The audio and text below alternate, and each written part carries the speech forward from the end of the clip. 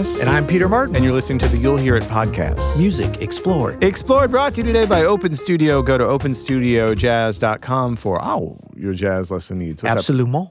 What's up with some friends to start? Yeah, a little bit of getting blue already. Yeah, you know.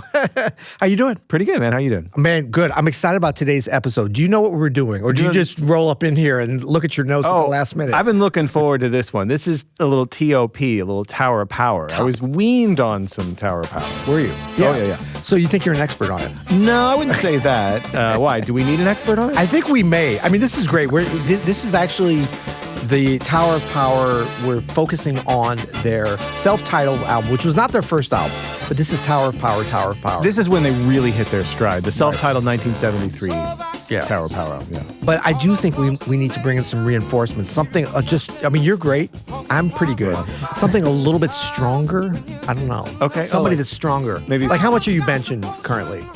I'm doing better, but I got a little shoulder injury. Why? Yeah. Is there a bench limit for this? Some kind of minimum? Well, we just need somebody stronger. I don't know if you're familiar with the podcast Strong Songs.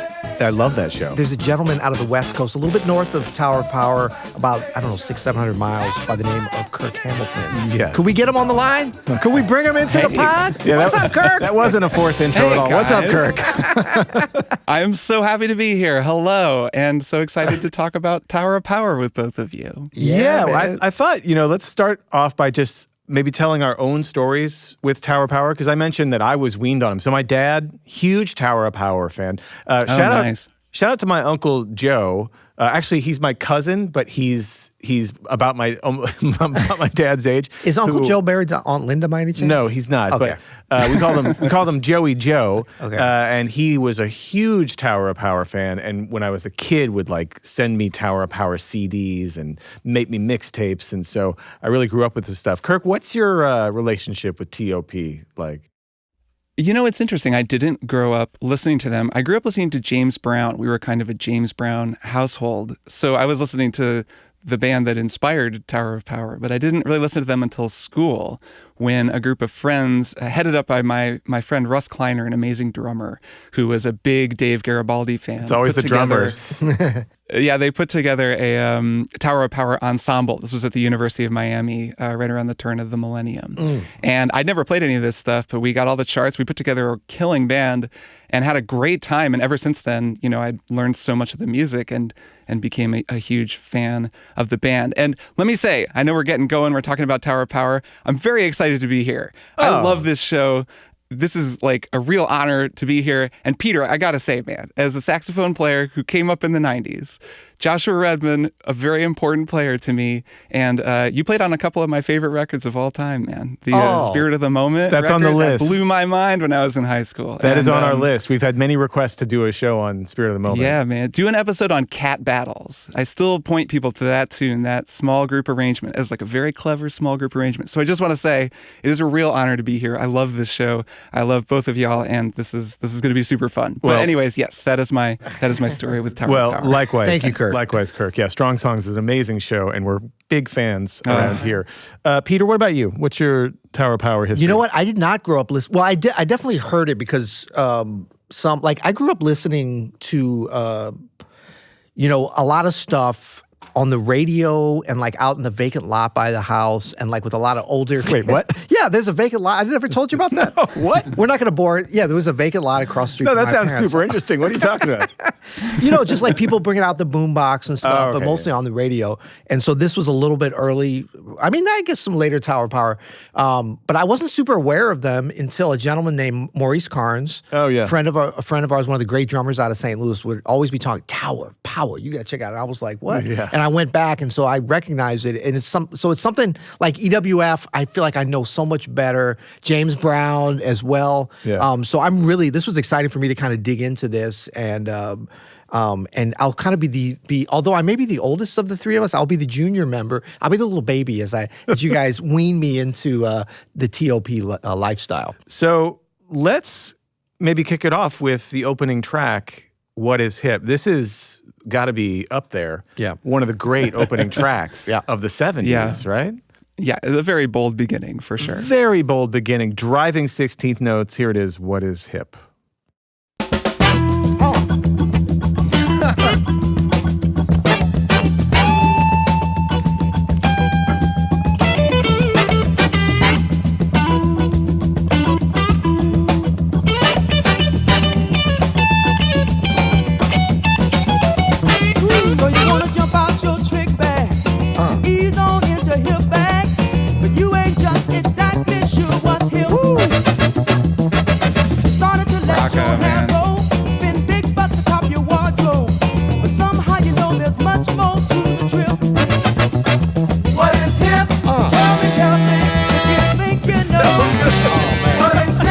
just If killing you're it. really hip, the past in the years will show you in a hip trip. This trumpet. Maybe hipper than hip. But what is hip? Little fake modulation.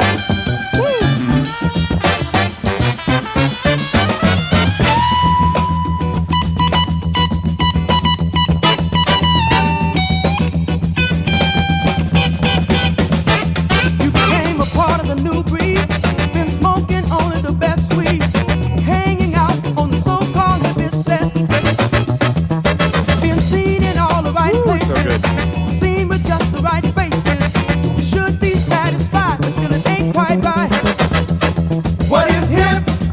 Tell me, if you think you know. What is hip?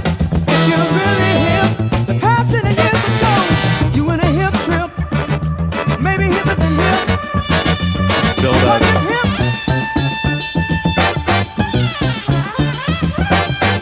Every time Dave goes to the bell, Yeah. How about this for Phil? Woo! It's a kick drum. that's all you need. Kick drum. That's a damn good kick drum sound too.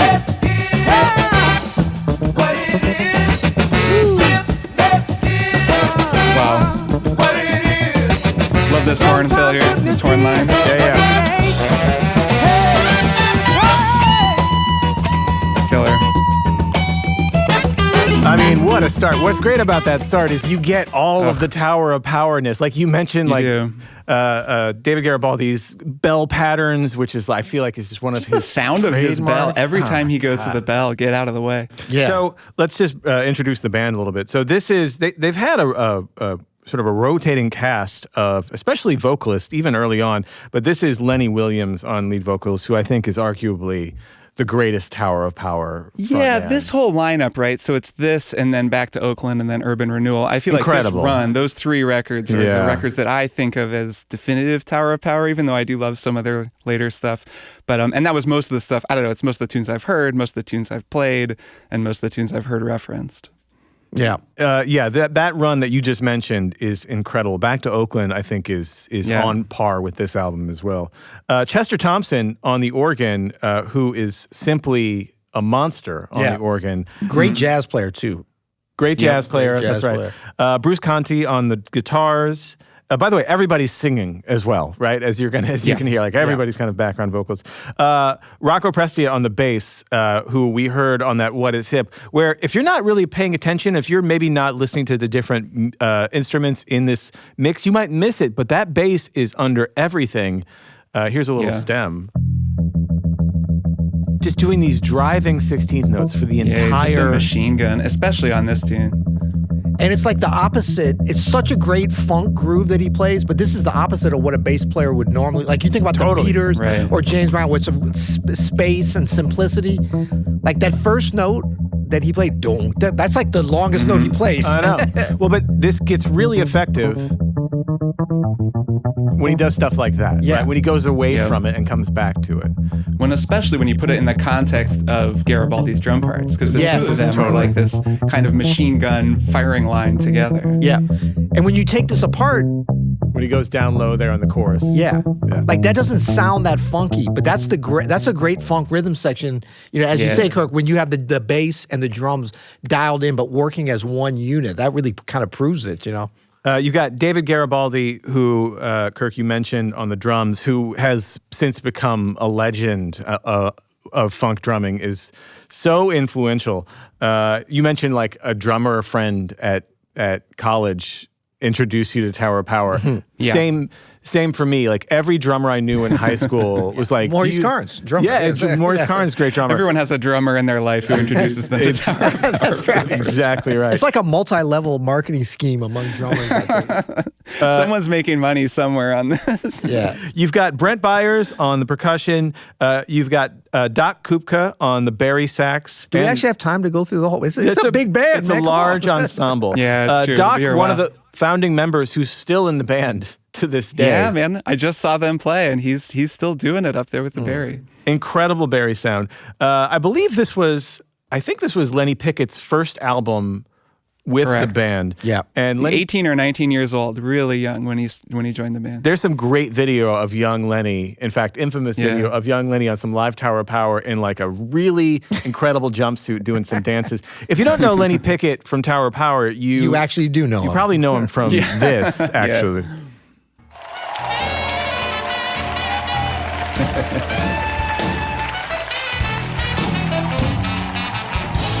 He, of course, is the iconic altissimo tenor sound in the Saturday Night Live band. He's been there. How many times do you think he's played this solo? Oh my God. I know. Like, so hundreds and hundreds of times. I would love to hear just a compilation of every solo he's ever taken on the way in and the way out of every episode. I know. That'd be great. There's definitely a consistency there, but he's probably like one of the most, like him and Brecker and like Coltrane, one of the most listened to saxophone soloists in the world ever. You know? Easily. Yep. Yeah. There's, For sure. I want to just play this clip to entirety because it gets insane in just a minute. It always now, does this with is just the warm up. Yeah.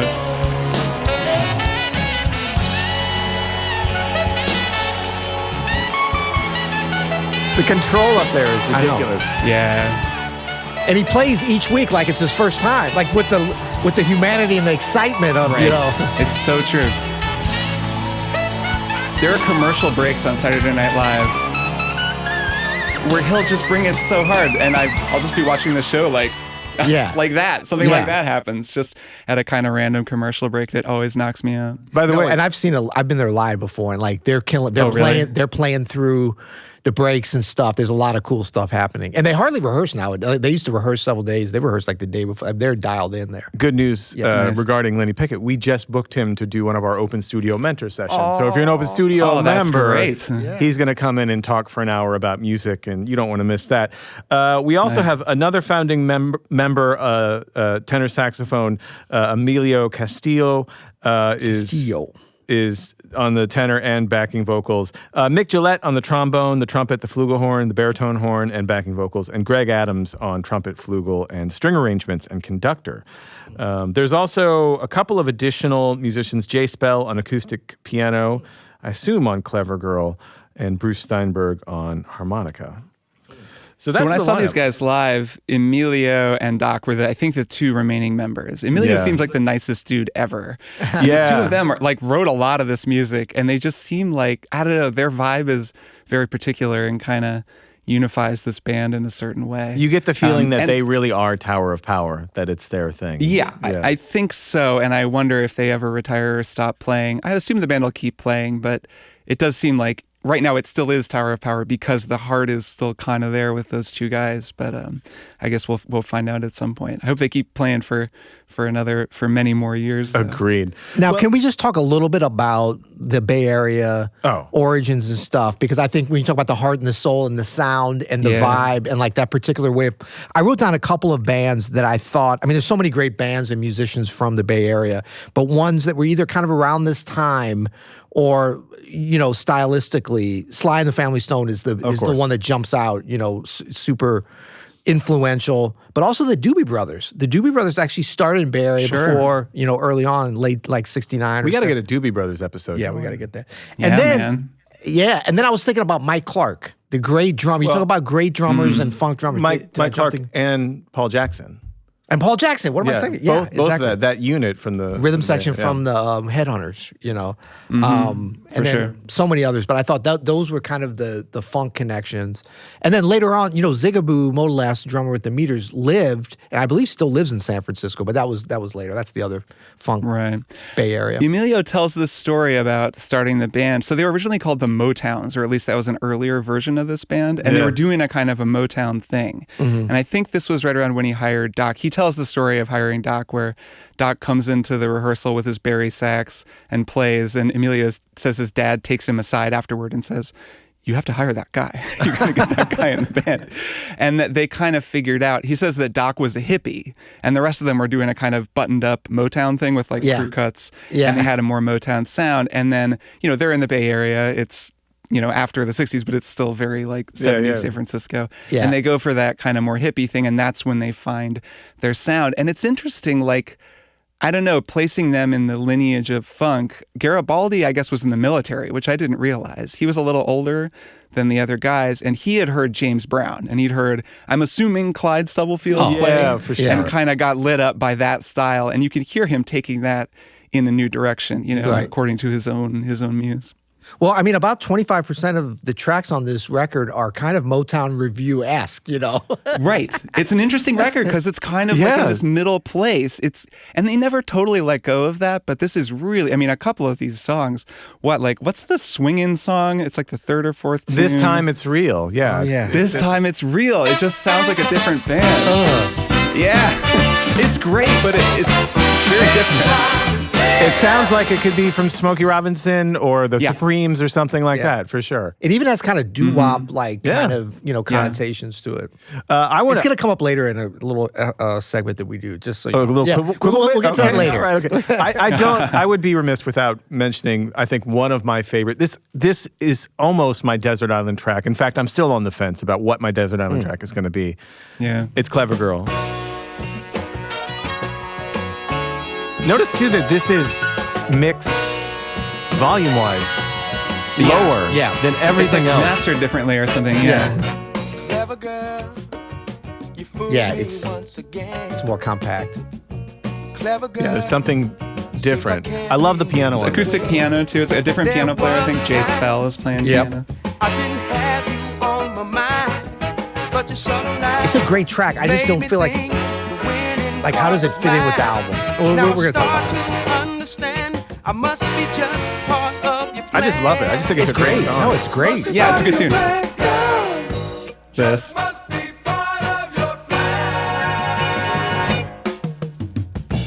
Clever girl.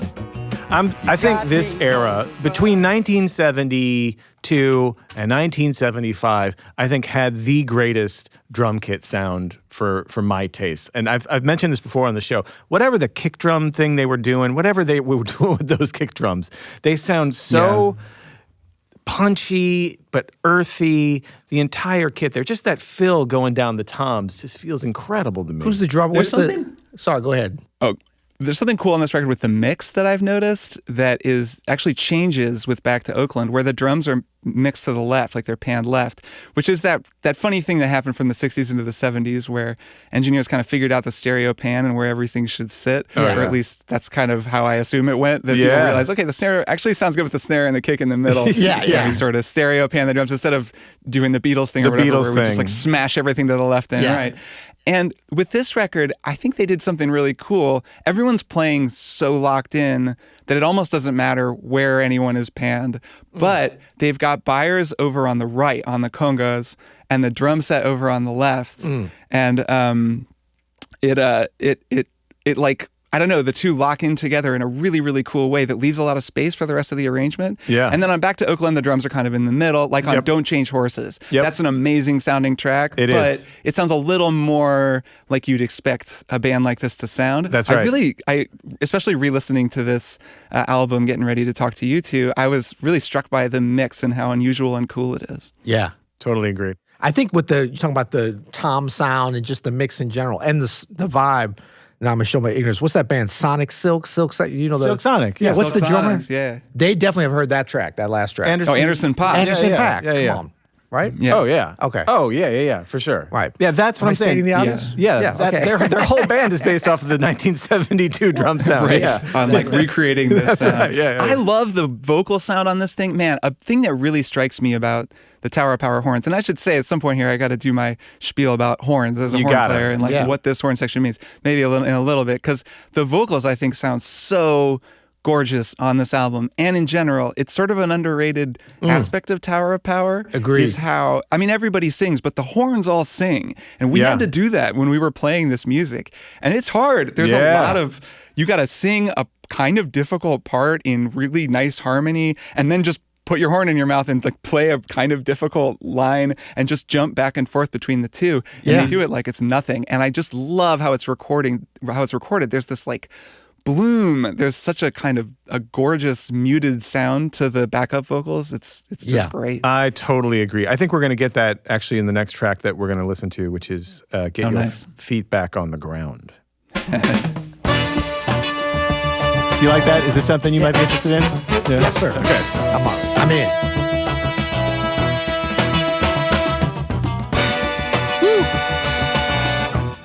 Here's that bell. They've got that mix just right too, like you hear it. Yeah. Woman, you ain't got no business trying to run my life. This guitar part kills. Cause I'm sick and tired of you trying to tell me what's wrong and what's right. Hey, That's some solid funk right there, gentlemen. if you're planning on Great bridge. staying around for a while, you're gonna have to change your style. Ain't gonna be no more messing around. Hey, just get your feet back on the ground. That Phil. Oh, yeah. Hey, Man, the articulation of the horn, the dynamic, Yeah. the playing, but the articulation and the variety of it, Yeah, man. Shit. that's the real thing. I love what Chester is doing through here. Chester Thompson, the organist. Yeah. Really like a huge part between the bass, organ, and drums. Yeah. You're getting all, and the percussion. And it's tasty. There's a lot happening, but it's, For sure. they're not overplaying. Yeah, they're very sparse. Yeah, they know Yeah. when to play and when not to. And just This is well mixed. can't say enough about Yeah. Lenny Williams. He Yeah. fits just so perfectly with this band. Yeah. His voice is amazing. And the way he goes in and out of like, Just get your feet back on the ground. you know, articulating the rhythm and the syncopation, but then he'll go float above it. Yep. And that blues, that minor and major happen at the same time. The sound on this guitar solo is wild. It's so upfront. It is. It's Totally. harsh almost. Dry Yeah, AF. it's pretty harsh. Yeah, this probably wouldn't sound like this today, but I sort of like that about it. No, it's so direct though. But with the horns and the reverb and stuff, it's a good placement. Yeah.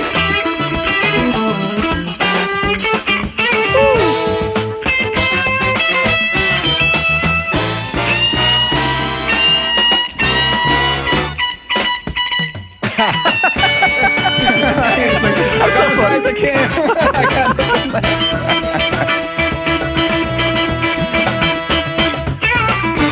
Man, this would be the greatest wedding band ever. Oh, can you imagine? The wedding just deteriorates into bedlam. Everyone's throwing stuff.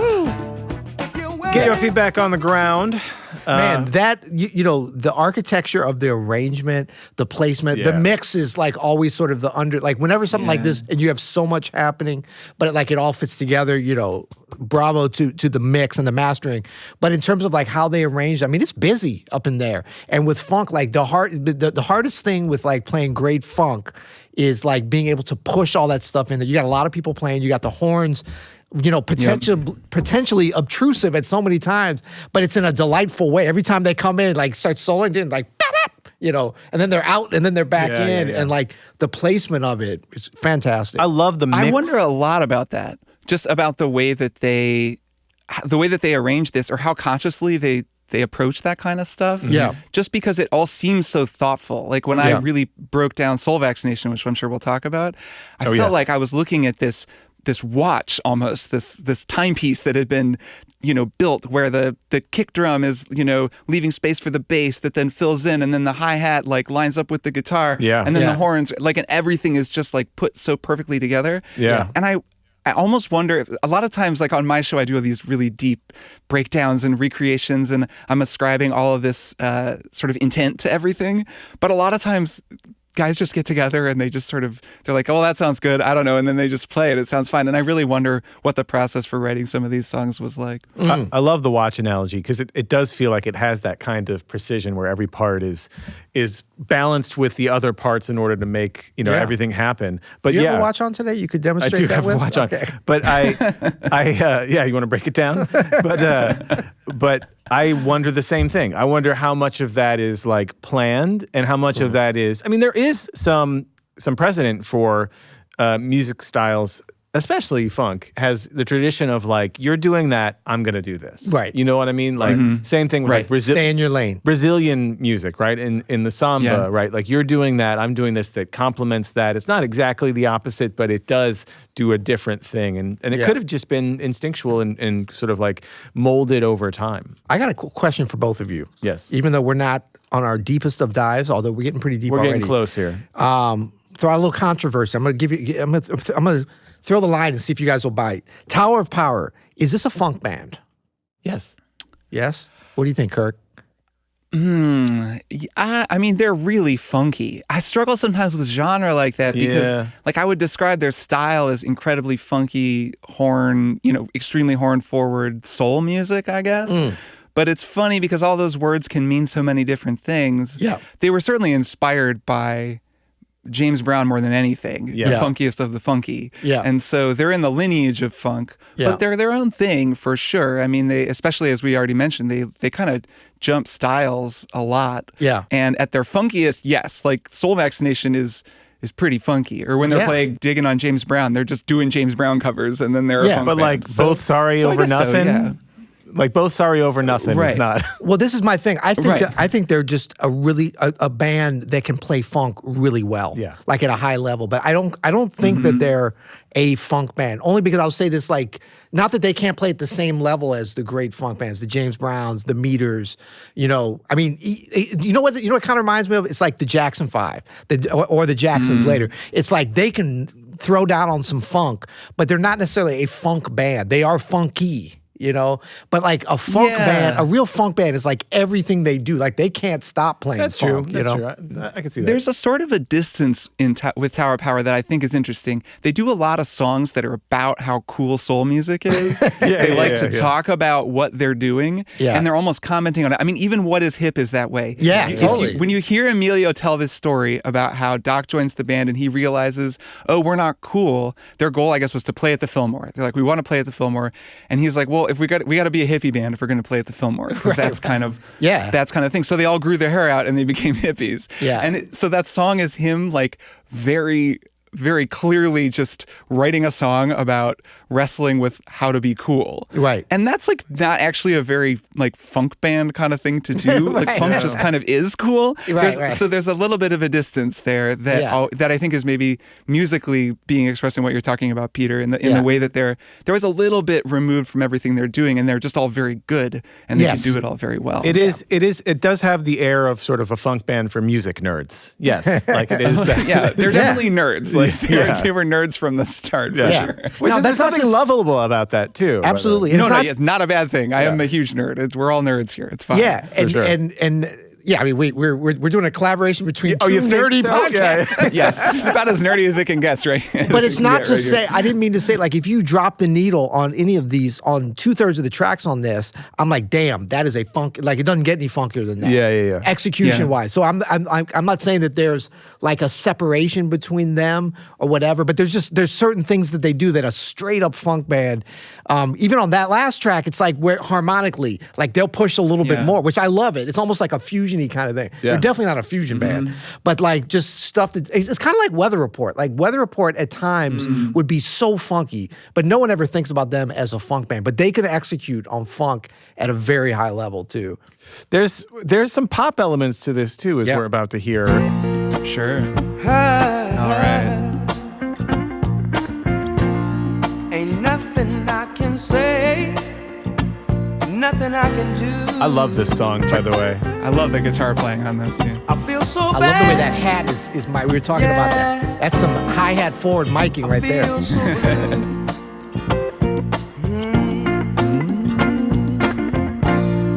I got to make it right for everyone concerned. That's some Roberta Flack kind of, feel. Yeah. Even if it's me, if it means just a me. Lenny. What's getting bad? Great hook here. Cause I could never make you unhappy. Great change here. This. No, I couldn't do that, girl. Perfect. Only wish I didn't love you so. Makes it so This key change, of hard course. to go. So very hard to go.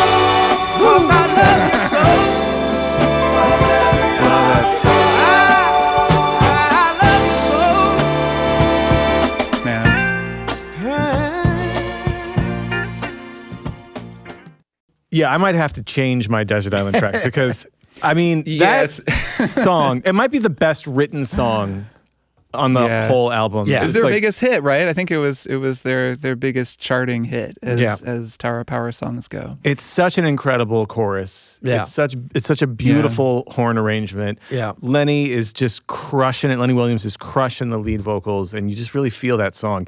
Yeah. Well, we'll see where we go here. We'll see where we go because we're coming up to the big boy on the album. Soul Vaccination. So Kirk, you did a whole episode on Soul Vaccination. I did. Do you have any insights before we play the track?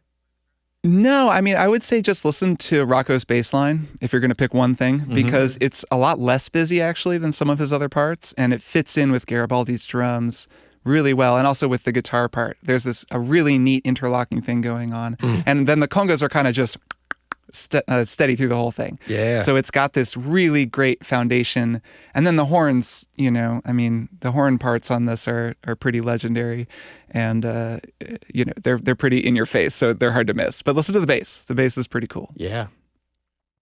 I mean, hold on. Just from the start, that fill in is so incredible. What a great fill in. The 70s was like the time, up until the early 80s, you know, it was like the time of like just the perfect fill in, man. Oh. And not some lame like, you know what I mean? Like, No, right. Well, anything's lame if you really do it give in it that. to us. Yeah. You do it in that this, accent. this is kind of sloppy, man. I love it, man. That was killing.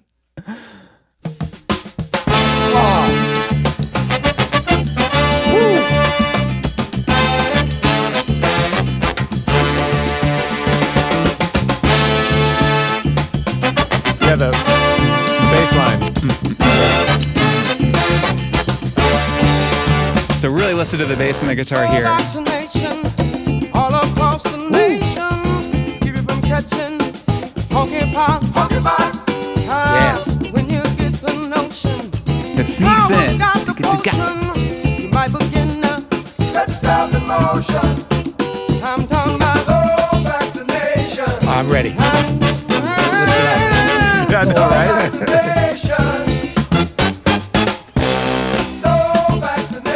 Great background vocals here from the band. Yeah. And here we go. Greatest. Yeah, it's very good. It's very good. Part of our soul protection plan. Vaccinate. Get ready for the injection.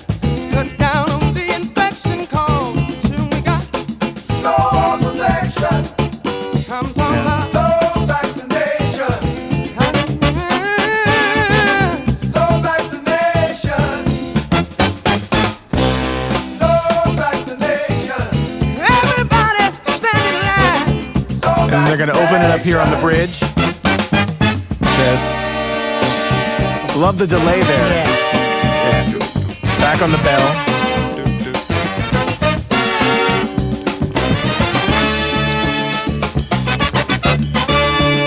Yeah.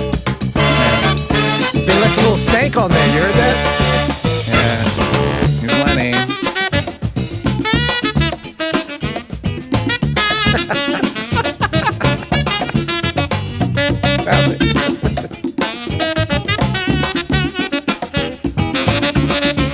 Ladies and gentlemen, Saturday Night Live. He does a little bit of his high note thing toward the Man, end. these Bee Gees here. Woo. Pairings. Got the keys down, coming into the mic hot. Yeah.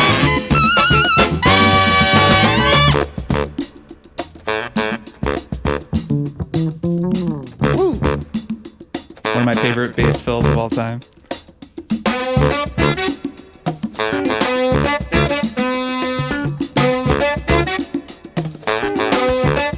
Here comes the scoop. Huge Sax scoop.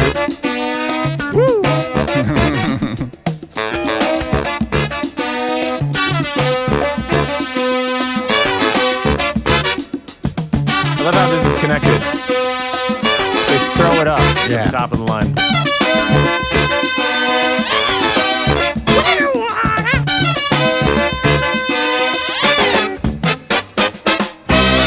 So on top. Vaccination. Yeah. Roll up your sleeve. 'Cause the High while responding to the treatment. Feel the beat down to your feet. You can feel they've picked up a little bit.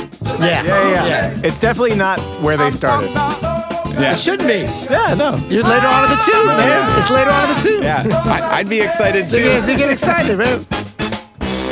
Soul vaccination. Everybody get in line. Soul vaccination. One of the greatest Lenny Williams moments on this whole album happens with just the high that happens here. Yeah. And this coda too is incredible. Yeah. It's stretching, man. Just, yeah. When they really milk it live, when they do that They do. sort of retarded. Oh, yeah. That note. Kind of an Al Green moment. He really like floats like a butterfly. Yeah, he's really light on top of everything.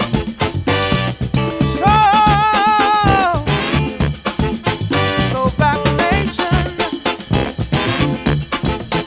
All across the nation. Oh, still speed up. Hell Yeah, we're yeah. still going. Oh yeah, you Pick it can up a little bit. really hear it here. All over the land.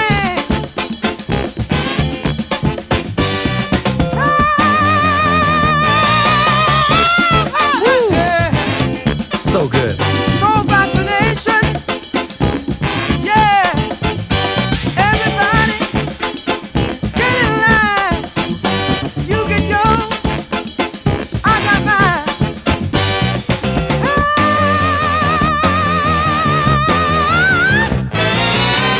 Oh, come on. Man. Kill. Doesn't That's get how you much end the better. tune. Yeah. Oh my god. Does not get much better. So I've got a couple of pullouts here. So the first thing that I want to listen to is, I mean, you mentioned the bass, but this drum with the drums and the percussion. Yeah.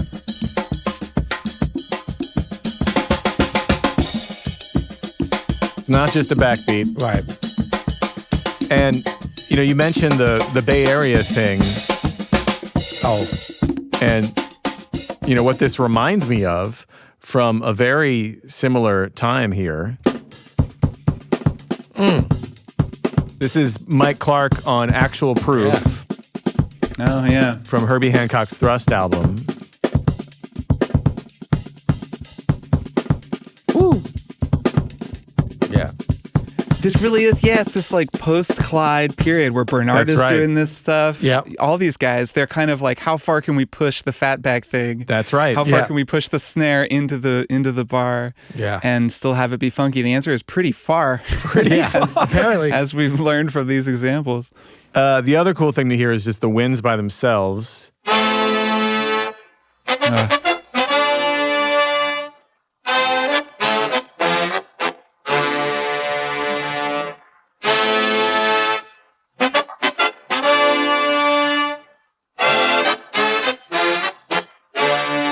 Man. So this horn Great line section, there. let me talk about this horn section for a second. Please. Here. For Yeah. starters, this is like the Barry sax band, right? For sure. Everyone For who starts playing Barry sax hears Doc Kupka and is like, oh, okay, like that's something that I could do. I could be a part of the rhythm section. Barry can be cool. That's what they say. Yeah, I could be the like identifying sonic element of a whole band. Yeah. Something that really strikes me about Tower of Power is that they're really good at branding. Tower of Power is a great band name, and then the Tower of Power horns became their own whole thing. Yeah. When I first heard them, it was actually on a Fish album. I was like in high school. They play two tunes on this Fish album, Hoist. And the tunes are great because like Fish is a fun band and I liked them when I was in high school, but I was a saxophone player. So then suddenly they have this killing horn section playing with them and I liked them a whole lot more. And I'm like, Tower of Power horns, who exactly is that? That was kind of when I first learned that Tower of Power was a thing. So then I didn't go and listen to their music.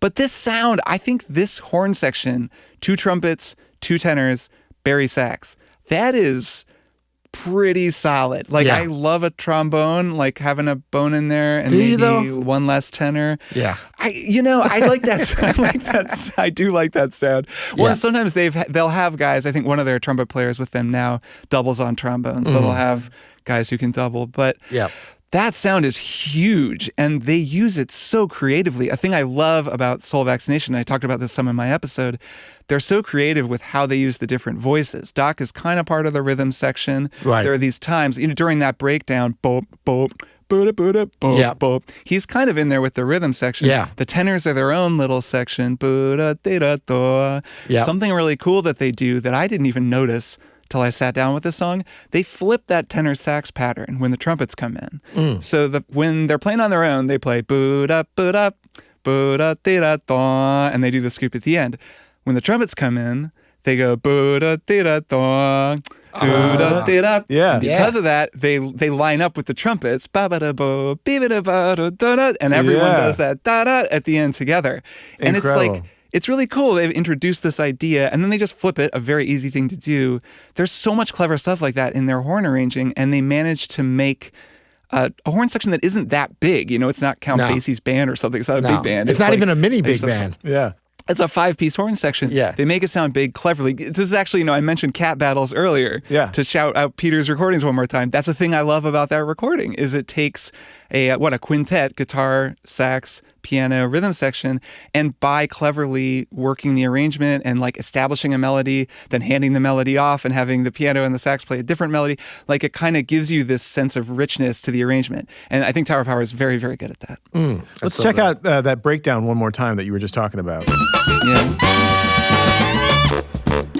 We just start with Lenny blowing our faces. I know. Yeah, it's like a tea kettle.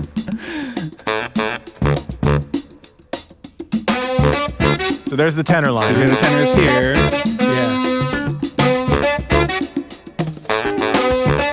Now they go into harmony. Yeah. There's only two of them, but it's a little bit of variety.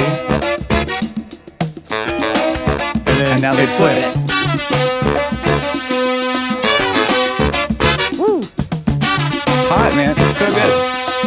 Placement. Now bring the trumpets up. Yeah. And they're done. It's like not a second wasted. They just each new time through they introduce something new and then they just finish it. It's so immaculate. The pacing of this, like the architecture. I keep coming back to that, just thinking about the placement it's as a tower. you walk It's like through. they built a tower. It is a tower, yeah. Of power. No, it's so great, you could say. Yeah. No, I think your point about, I was thinking of that. I keep looking back to the personnel. I'm like, man, this sounds like at times such a huge horn section, but that ability to use this instrumentation is really genius. Fellas, let's get to some categories here. Yeah. So we've got a flare on the category. Desert Island tracks. Peter, what do you got? I mean, I got What Is Hip. Like, to me, that's sort of, Soul Vaccination is great, of course, and there's other stuff. It starts out like, I mean, this is the one, and listening to this whole album and really exploring like that. So I don't know if you know this about me, Kirk. I'm very literal. When we talk about a Desert Island track, I mean, literally, if like Adam's like dropping me off with the sailboat, bye-bye, friend. I'm going to like take over your whole life. You're living here from now on. Here's one CD with one track on it and an endless battery, but that's what you have to listen to. And so that's what I make my choice with. Like every day I would get up with that and have a great time. I mean, it's everything. It's such a perfect first track too, which is an obvious thing from the standpoint of like, put your strongest foot forward. But like, as we've said, like there's kind of like, there's a lot of, this whole record is strong. I mean, like execution wise, playing wise, that's not a difficulty from them. There's not necessarily weakness, but there's a lot of different types. Well, to me, there's two different types of things happening in terms of like the music on here. So for me, I gravitate towards the funk for sure. And this is the one that, that does it for me. So, Kirk, what about you? I think mine has to be Soul Vaccination. I made an episode about it. I feel like I have to stick by it. You tipped your hand on that one. Yeah, for sure. And it really is, when seeing them live, when they went into that song, that was the one. It's the song that if I had to pick one Tower of Power song, I'd pick that one. Though What Is Hip is right up there. So is Don't Change Horses. And I don't know, a few others. But it's the one. It's got kind of everything. It's got Lenny. Yeah. I got to represent the sax players. It's got his first solo with Tower of Power, and yeah, I think it's got to be that one. I hear new things in it every time I listen to it. I still kind of appreciate. Right now, for me, it's just the little things that the rhythm section is doing. In the spaces in between, like we've been talking about. It's just such a killing track. I had that originally as mine, but I knew you were going to change. I did change. Nice. I'm just such a sucker for a love song, and I love So Very Hard to Go so much. It's really good. It is great. Like every time they go to the second chord of that chorus, and Lenny sings that. Wow, I couldn't do that. You're never going to get tired on the island listening to that. Chills. Me neither. Just chills every time. But and my that only verse, I love a verse that goes to 2. What it's like 1 to 2, 2 minor, 2 diminished, back to 1. Not enough songs go to 2, 7, like as the second chord in the verse anymore. And I love that about it. It's a beautiful, bold move. And I mean, in a lot of ways, I get it. But my thing is like, if you're stuck on the island, like you are. What does love mean anymore? You're alone forever. You know what I'm saying? Like you got to keep your spirits up, man. You're going to be so sad eventually. Just so very hard to go. I told you I'm very literal. I know you really are.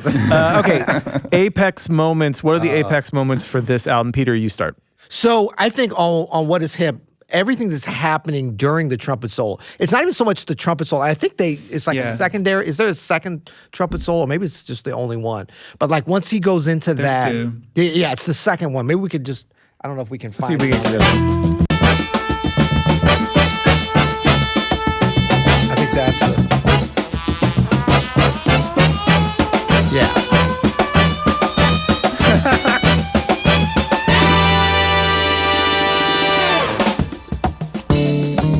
Yeah, I mean, it's like all that obtrusive stuff jumping in. That's a great solo too there. It's not like on its own, like this great solo because he's holding this stuff. He's got, I think, a phaser going on it or something, like a pedal thing. But it's perfect for all the jabs behind it and everything. And like pulling it out like this, we're not totally doing it justice. But by the time you get to this point on the track, man, it's such an interesting thing. Like, because, you know, what you would think would be like, you know, it's like doing all that, but he's just like, and everything's like jabbing, and like I think it's the hardest. All the shit happening underneath him. Yeah, the rhythm section is like dialed in by that point, to the point of like. By that point, what they weren't dialed in? No, they started out. No, but like that's the danger with this kind of like well executed funk is like when you start out, and like I think James Brown bands, a lot of like Bootsy, George Clinton, you can talk about, they all navigated this in different ways, but where do you go when you start out like funky, like stank face funky on the first beat? You know, where do you go? Right. You do have to go somewhere else, and it's a subtle thing. It's like a structural thing. You're not going to get any funkier than how they started, but they somehow get a little bit more intense with like the arrangement and the tapestry of everything that's happening. I love it. Yeah. Kirk, what about you? What's your apex moment for this album? Well, I had one pick that I think might also be yours, so I'm going to leave that one for you, Adam. Oh, thank you so much. I have a couple. One is that tune, Get Your Feet Back on the Ground, just kind of snuck up on me when I was listening to it. That first B section, Rocco plays this kind of displaced like dotted quarter note thing, that just goes across the bar line, and just kind of knocked me out. The groove on that is really great, and so that's one for sure. Here we go. You're gonna have to change your style. That's pretty great. And he never plays it exactly like that on any of the other B sections. But that first one, I was on a run listening to it, and I was just like, oh, so that was pretty good. And I guess if I can cheat and have one more, it would be that final chord of So Very Hard to Go. Oh, okay. Yeah, let's listen to that. That's a cool. Soul Vaccination. It's kind of the transition. Like it ends on this just big fat major chord that just kind of makes me laugh, and then they just out of nowhere, Soul Vaccination hits with that opening fill, and it's just a really incredible transition between two of their best songs. But that's also the thing, which we talk about that, like those little D's. That's what I'm saying. Like once it's like you got to find something else to change it up, like little subtle things, those little Easter eggs. They're very good at that. Let's hear that. Let's hear that transition because it is a hilarious last chord. It's very funny. It's like the anti-fade. Yeah, right. It's any other song would fade, and they're like, nope, we're just gonna end. So good. And then, and then you're on. It's just so good. That's a great call. That might actually be the apex. Play that chord one more. Did somebody slip to like a major 7 down low? The guitar does something. He Hold just on. couldn't leave it. He was just like, let's go back. I think somebody played a major 7. There's a little something in there. Oh, Barry, maybe? It might have been a horn, Yeah. That's great. I love that. That's actually, Kirk, that's a great take. That could be the apex. Now, I'm going to go with something a little more obvious, and it's just this.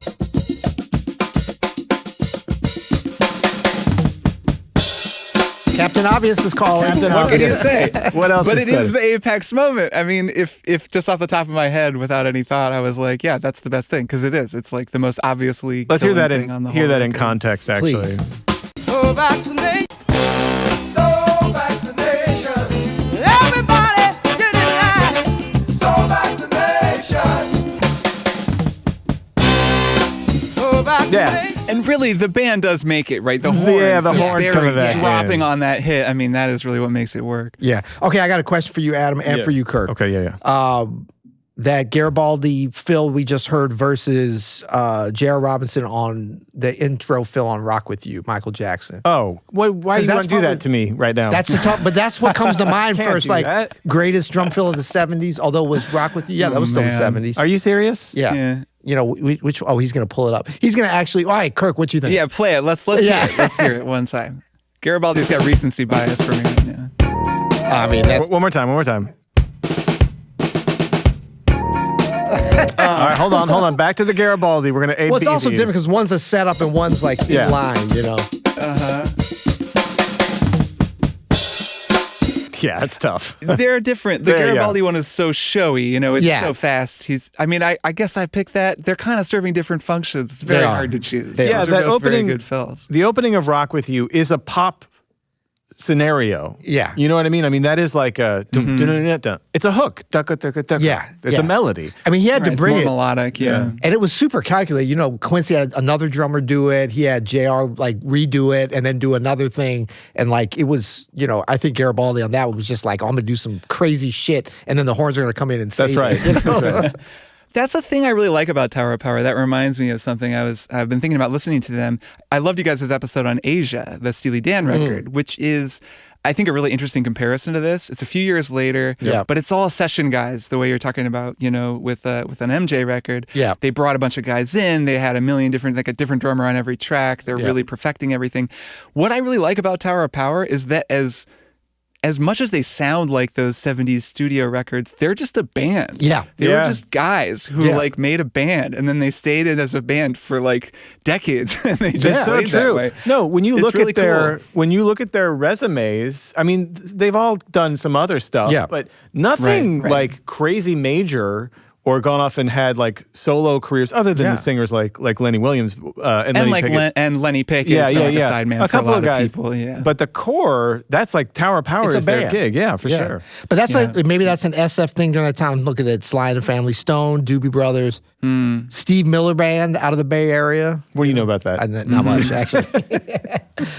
Yeah, there you go. All right, fellas. Bespoke Spotify playlist titles. Peter, what do you got? Oh. Well, let me see here. Bespoke Spotify playlist. East Bay Groove Masters. East Bay Groove Masters. Yeah, well, I wanted to give a little... I mean, there's like San Francisco, but there's a whole nother level like East Bay versus San Francisco and stuff. They're very much East Bay, so... I've got a couple. I've got Unk Soul. I've got... which could have been Dad Soul. I've got Oakland Funk. And I've got Shake Your Brass. Not my best work, but it'll do. Kirk, what do you got? I had a couple. One is Modern Drummer Presents, since I feel like Modern Drummer has been presenting Dave Garibaldi. That's really good. I love that one. That might win, actually. And then I realized, like, I was trying to come up with some, but it's kind of going back to the thing where Tower of Power is kind of writing songs about funk. Yeah. They kind of talk about themselves in a lot of ways. Yep. They come up with better playlist names for their albums than I could ever come up with. Like East Bay Grease. Yeah. It would be what I would call a Tower of Power playlist. And that's so the name good. of a Tower of Power album. Yeah. So, you know. And Tower of Power would be a great playlist title. For like horn-based. Right. They're master branders. They really are very good at branding. Okay, up next, what other albums pair with this album? Kirk, why don't you go first on this? Well, I picked Young, Gifted, and Black, the Aretha record from 1972. I did an episode actually with my buddy Russ, who was my Tower of Power introducer, the dealer who dealt me the gateway drug of Tower of Power. He came on the show to sort of go through a bunch of different iconic funk grooves. And we started back with Clyde and Jabo, some of that stuff from James Brown, then went up through Zig, playing with the meters. and then Bernard Purdy playing on this Aretha record. Yeah. And that was 72, a year right before this. And we were kind of just getting into this more technical sort of second order Clyde Stubblefield Fat Pack stuff like we're hearing on this record. Like we were talking about where how far can you displace the backbeat, you know, how technical and 16th notey and weird can you get and have it still be funky. And man, I mean, so Young, Gifted, and Black, an amazing record, an incredible band, super, super grooving, and a really different kind of funk, like a different kind of soul, whatever you want to call it, than this album, but a really cool counterpart and one that I think, you know, anyone listening to this would do well to like go back to like Cold Sweat, you know, that late 60s James Brown stuff and listen to what Clyde is playing, then go up through the meters, go up through Bernard Purdy, this Aretha record, listen to Tower of Power, and then get up to like that Steely Dan stuff and some of the later, you know, Jeff Porcaro and some of these other Dennis Chambers, like guys who kind of take it even further. Because it's a really cool thing to actually identify the hierarchy or not the hierarchy, the lineage of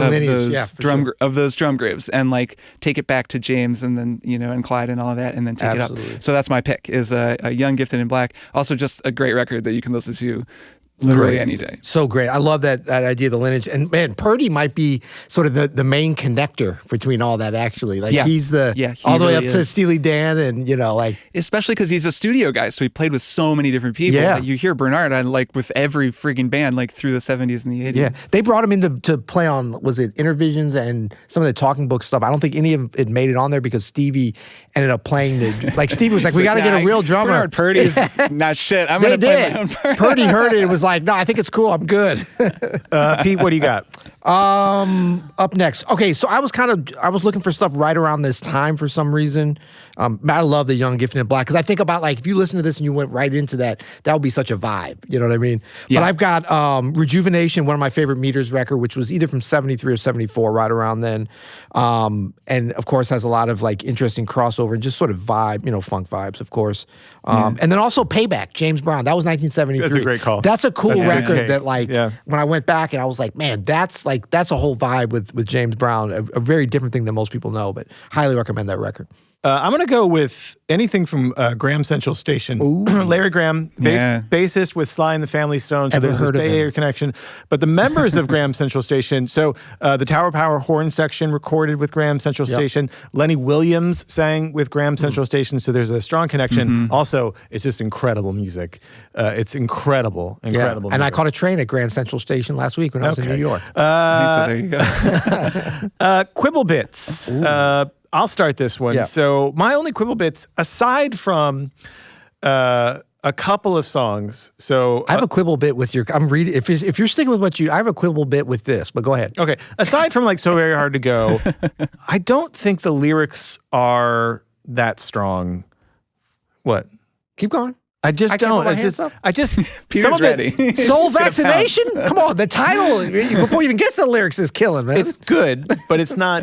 There could be more stories to tell, is what I'm saying. Some of it feels like just kind of not as thought out as even like the horn arrangements. I have a whole take on this. I want to hear, Peter, what you think, but I have a whole take on Tower Power lyrics. Actually, I kind of agree. You know what I mean? But I mean, like there's a beautiful orchestration happening, and then they're just like, "Clever girl, well, you got me on the run." You know what I mean? Yeah, but it also during that period, and with funk bands in general, I know I just said earlier, this is not a funk band, but especially on the funk stuff, actually their lyrics are pretty crafty for the funk stuff. I don't know, man. You listen to Parliament Funkadelic, and there's like a whole like the lyrics. Well, that's a different poetry. language they're speaking. I know, but like, okay. Go ahead. That's the thing, though, right? Like, there's kind of a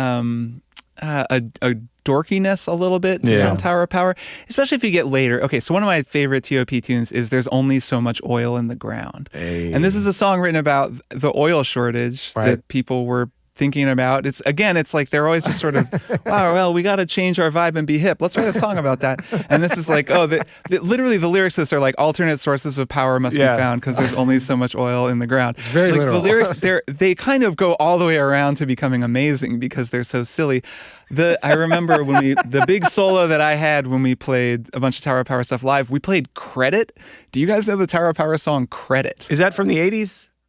It is. Yeah, I think I know that one. And it's about how credit cards are really cool. I know that one. I know that one. The lyrics are, "Go and get it with your good credit." And you can hit the town. You don't need that bread. Like, it's all about how credit cards very literal. That was one of Uncle Joey's favorites. That whole recording. It grooves incredibly hard and has a killing sax solo on it, but the lyrics don't quite hold up. It's actually killing. It's crushing. It's a Visa commercial. It's a Visa commercial. Right. So it almost is a flex to write the goofiest lyrics possible and have it groove so hard that it doesn't really matter. Yeah. But that is kind of a recurring thing with them. And then, when you compare them to, like, I don't know, Earth, Wind, and Fire, they're doing this whole kind Sly of mystical, spiritual thing. Yeah, Sly and the Family Stone, for sure. Stevie.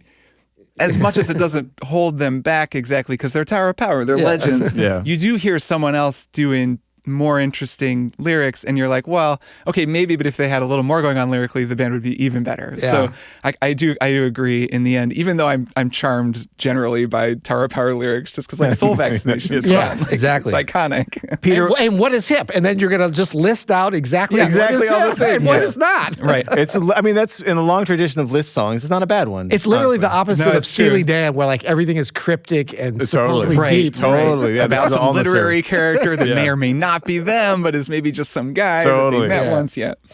Peter, you got any Quibble bits? Yeah, well, I mean, to me, the kind of doo-wop-ish early soul ballad stuff tracks on several tracks. I'm looking at you this time. It's real, especially.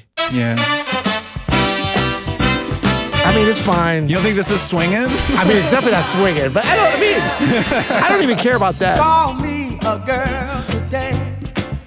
Like, it sounds dated, but not for this. It doesn't fit. It doesn't fit, really so fit. It's jarring in the flow of the album, and it sounds dated for when it was, like, a lot of people be like, oh, like, well, no one ever says, like, some Killin' Funk like they do, oh, that's so dated. It's like, no, it's so dated, whereas this is kind of like they're jumping back to another time, and they do kind of sound like the world's best wedding band on that track. You can hear that history, right? That they kind of changed the kind of band that they were. Yeah. And they were still kind of figuring that out maybe a little bit. Yeah. Kirk, you have any Quibble bits? Yeah, I have one that I'm not sure is really a Quibble bit, but I've always felt a little like I want a little more from the soloists on Tower of Power records. But then I think, actually, it's really Restrained, and I don't know if I need super long solos. Like, there's a live version of Squib Cakes where Lenny Pickett takes this 8 million. Yeah, it's like 9 minute long. Yeah. Yeah, and it's great. It's a real feat of endurance. It's really exciting. They're going off. I'm sure it was awesome live, but at the same time, it's kind of been a quibble that I wish there was a little more interaction going on, I guess, and maybe that's more what I'm looking for. Listening to Lenny play on Soul Vaccination, you could hear the conga kind of reacting to what he's doing. There's a little bit of interplay going on, but mostly it's like a watch. They're pretty locked in, and the soloist kind of just stands in the arrangement and does their thing.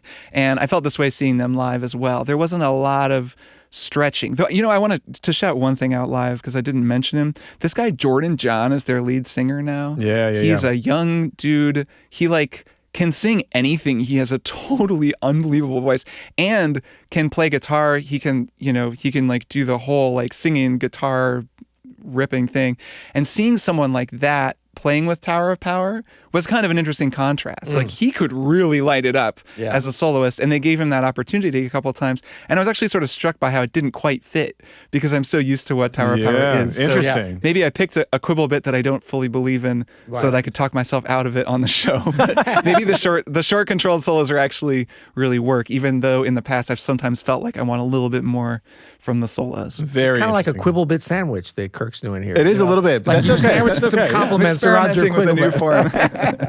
Snob-O-Meter, 1 being not snobby and 10 being extremely snobby. Peter, what do you got? I mean, I put 3 because I went 1 at first, but then I'm like, there is a snobby element There's a little for bit, this because it's. I mean, how can anything that's so horn focused not be super snobby? Yeah, you know what I mean. But it's so accessible. It's so, again, like I say, like they would literally be the greatest wedding band ever. So, like, anybody could dance to it, anybody can enjoy it, whether you knew it or, like, it's a very welcoming. So that sound and vibe and everything. I mean, even the stuff that's not even as that I feel like is not their strongest stuff is still eminently listenable. So I'm a little bit lost, but I put 3.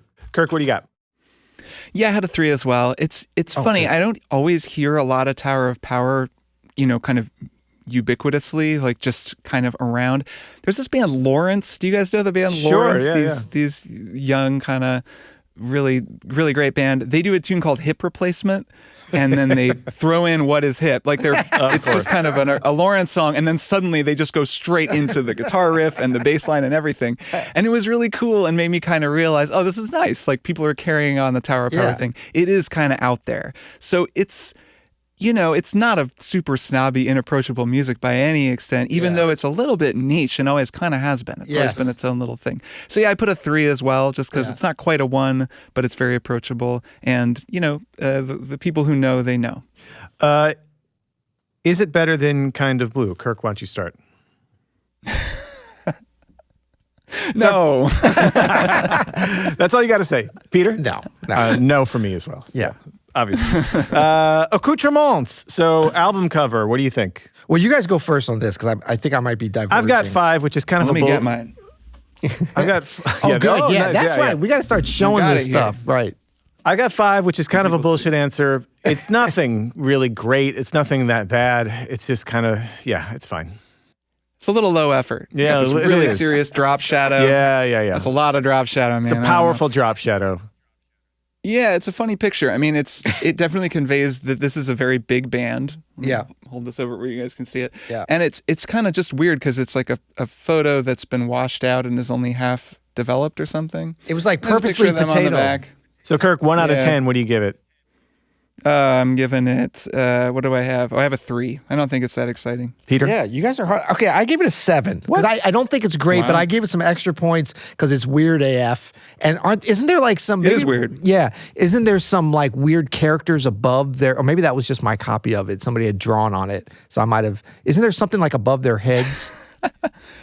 It's kind of, no, it's like, you can see the amps and, like a little bit of detail, but no. It might just be that you have a particularly weird version, but you can give your version a 7. I mean, that's fine. Well, and also I like, it seems to be like purposefully potato quality, which I don't know why they would do that, but they did it, Yeah, no, it's true. It is kind of a 70s thing where I think of Carole King's Tapestry album cover where she's just sitting there with her cat. And then, and then I think about all the work that goes into making an album cover now. I know. She's like, I don't know. That's a brilliant album cover, though. Take my picture. Yeah. That's Carole King's, that's the Tapestry album cover is brilliant because it evokes what it feels like to listen to that album in your like you're hanging out with your best friend, Carole King. Totally. Yeah.